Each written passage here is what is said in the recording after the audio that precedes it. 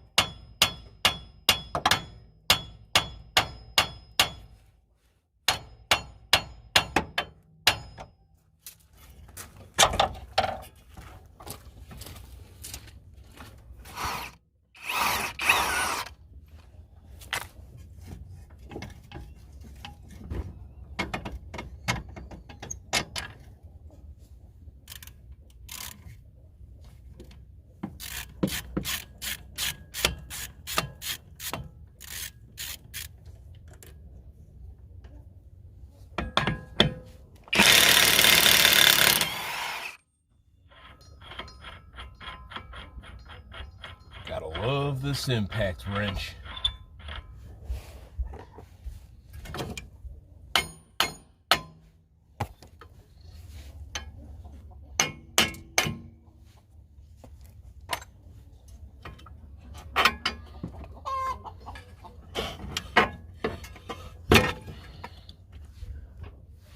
You can kind of see right here. Yep. Bye-bye, boot. Since this thing has a mount, an intermediate mount, instead of trying to do this under the car, I'm going to try to take this all loose and do it outside. So let's get that all off. Have to zoom in. We need to take that loose right there, this little intermediate mount, so we can free up the axle from the mount. Took the mount loose from the block, but that's not enough. It's all got to come loose. 2 more bolts. Got one out already, got one left.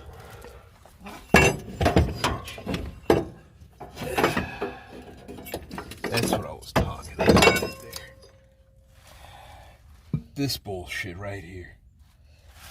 Yeah. Shit out of here. It's our intermediate mount. Really didn't need to take this loose, but not knowing any better, it came loose. But I'm sure it probably helped us along a little bit easily to get this thing loose. But I'm gonna put this back on, then slide our new chunk of shit in here.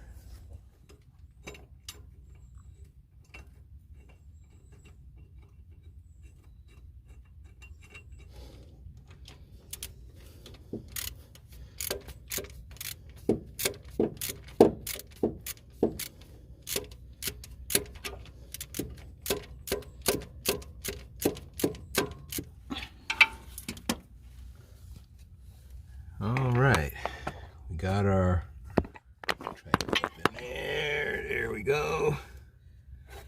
We got our intermediate piece mounted back up, got a straight shot to the hole in the transmission.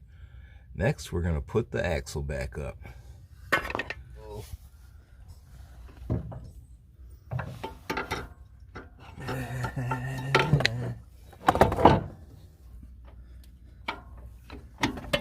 There we go. Get our bolts.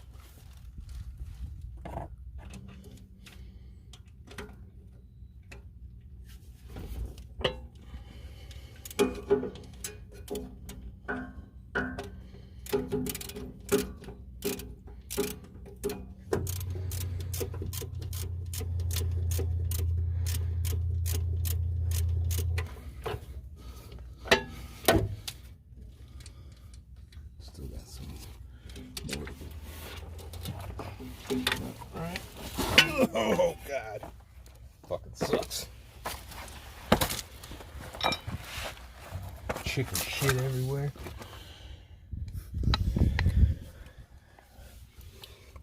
Alright. Got the two bolts in holding the axle to the mount midways. Now we can put everything else back together.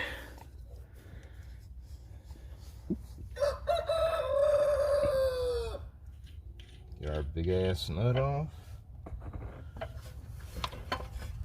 Get this.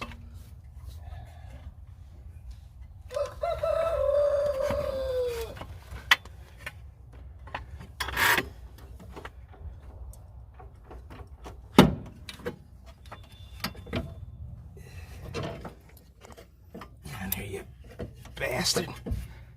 Here we go.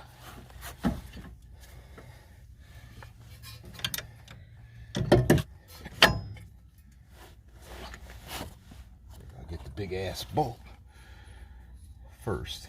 Hold this shit.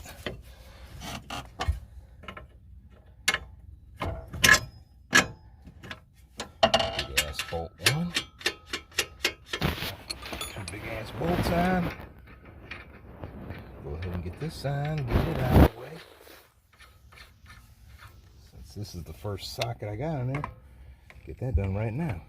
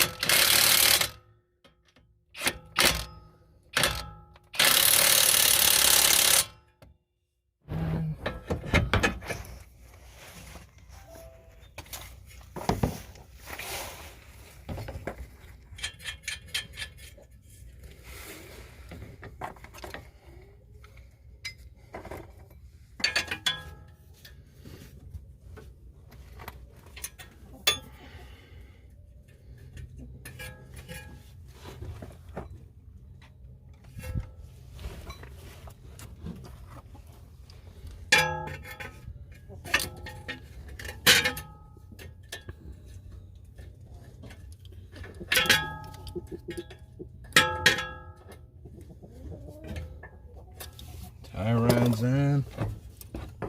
Now, go ahead and wrap up this ball joint.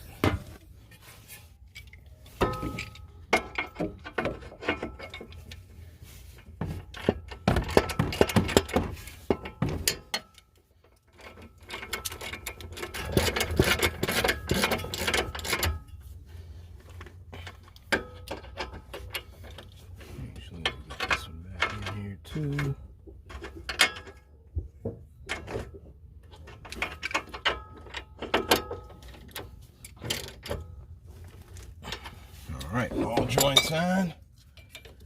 Last and definitely least, go ahead and get this brake line. Well, not really the last thing. Last thing's a splash pan there.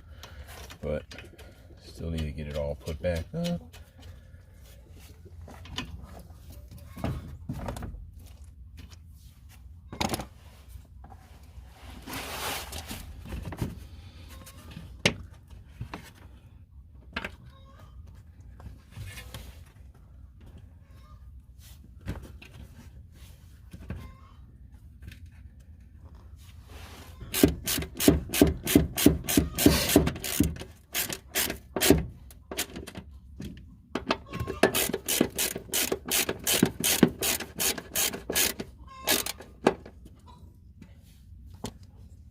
Alright, splash pan's up, everything's put back together, solid like it's supposed to be.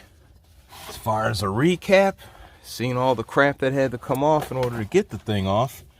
Unlike the other side, where there was a snap ring holding the thing in place to where you needed a slide hammer, this one here had that intermediate mount right there that actually holds everything stationary, so there's no need for a lock ring in the transmission. Once you take the two bolts off that hold the intermediate mount of the axle to the mount on the block, the whole works should slide right out with no issue, so you don't even have to take off the mount from the block. So for all intents and purposes, the right side is a hell of a lot easier to do than the left side. The left side, you do need the slide hammer. Right side, just need some tools.